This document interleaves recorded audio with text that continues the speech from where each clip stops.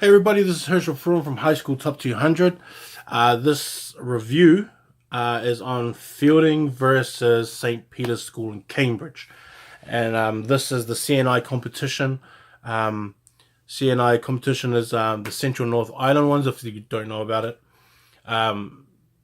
This game is going to be one of the bigger games of the week. St. Peter's School in Cambridge, if you don't know about them, are an up-and-coming school that has really that has been an academic school for a long, long time, and they're now getting into sports, and they're really doing a lot of strong work around their sports programs and things like that, and it's really paying off in rugby, rugby and basketball. Their soccer team's going well. Cricket team as well, I think, was another strong one, and their hockey teams too. And so they're really paying a lot of attention. It's the first time I've actually seen horses at a school that were brought in by their parents, and so that was kind of different to watch because I've never seen a school do that. And so I guess the equestrian program is pretty strong too, but I know about horses. But over the past 3-4 years, we'll say about 4 years, St. Peter's School has really built a rugby program. Great coaching, strong recruiting. They are now building a tradition from the bottom up of strong players that are coming from the school itself, as well as their recruiting. They've recruited the right players that fit a system and a scheme. They recruit for the coaching staff to create a strong program and something that they want to promote as well, and the good students at the same time, with the rules that they have in place there, with being able to play on the Saturday, which is a great concept to have. Feilding, as everybody knows, is a team that's year in, year out, always going to be really strong, always going to have a lot of talent. They draw a lot of good talent from around the region as well, and a lot of boys are actually starting to think about going there and not going to Palmy Boys, which is kind of a different mindset too. I mean, like, Feilding probably have the most All Blacks right now that are not brothers, I guess, because Francis Douglas will be the other one. And Christchurch Boys, but Feilding always have a strong rugby program. They need to get back into playing not just the Coed, but going into the nationals as well. And if they do, then those other schools in the area in the Wellington region have a problem. So these two schools this year are really, really strong. In every part of the field. I mean, they have really good front rows. I mean, Zion Louis, who's come back really strong and really fit, motivated.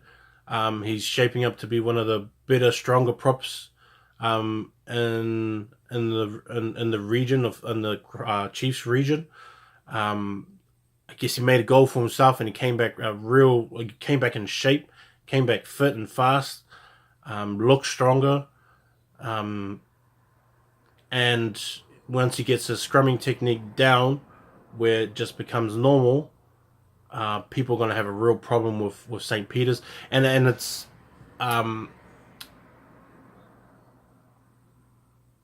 because St. Peter's is a team that has a massive forward pack. I mean, when they got Andrew and Simon Parker, Vailini as well, with Louis. Then you have a guy like Devin Gregory on there as well. These players are the forwards that lead this group and that make it so difficult for teams to get a roll on, I think, and they stop momentum right away. What they do sometimes is they revert back When things get hard and they start to struggle a little bit, they revert back to individualism, and that's just something that just has to be trained out of players that dominate when they're younger. And that's something that I've noticed, and most of the island kids have it in them, is that because they dominate when they're in the younger grades, because they obviously develop faster and they're bigger and stronger when they're younger, they revert back to playing by themselves and reverting back to the mindset of give me the ball, I'll do it. And then it doesn't work because when you hit first 15, everybody can tackle. Everybody can stop a player. Like not a lot of kids get bumped off these days. Not a lot of kids get a big fin these days when you're in first 15 and you have a team across from you that is at that same level. And so for me, in the way that I see it, is that a lot of island kids revert back to that instead of reverting back to this is the new system of first 15. Instead of give me the ball, it's like set up a pod and give it to us. We'll do it this way, and we'll do it by 3 men strong pods, quick ball, things like that. Structures, keep to our structures, stuff like that. And that's the problem St. Peter's has sometimes, is that Andrew and Vailini and Louis and stuff like that, instead of and even Simon at some point does it as well, is that they revert back to how they were at the older schools and how they did things there, and getting that out of their mindset. And a lot of kids have that problem. A lot of boys have that problem when they move up, is that that's what they're used to doing. And so that's just something that coaches all over the country have to take care of with boys that come from small schools or boys that dominated in younger grades, is that they think they can bring it into first 15, where it doesn't happen.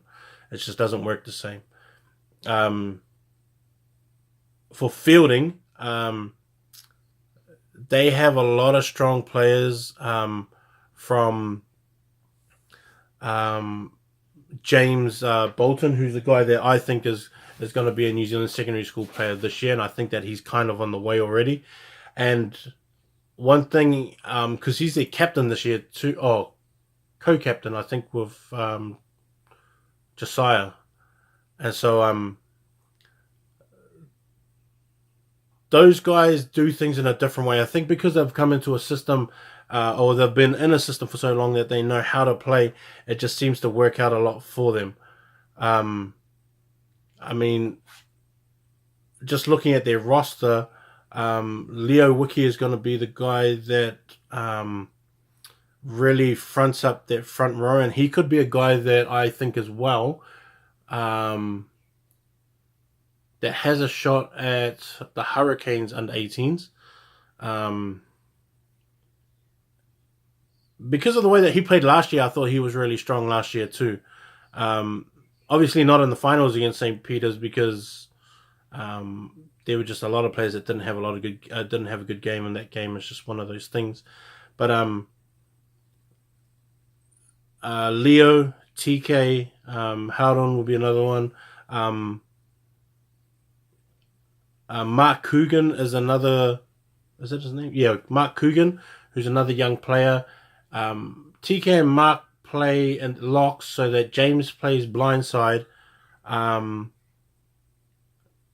Hunter Digby, who is a year 11, is another kid, and he plays open side, I think.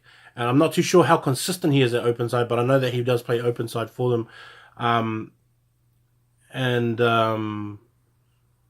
What's the kid's name? There's this new kid from Samoa. Fa'amanu Siosi is his name. He's a number 8, year 12, and he has actually been killing it.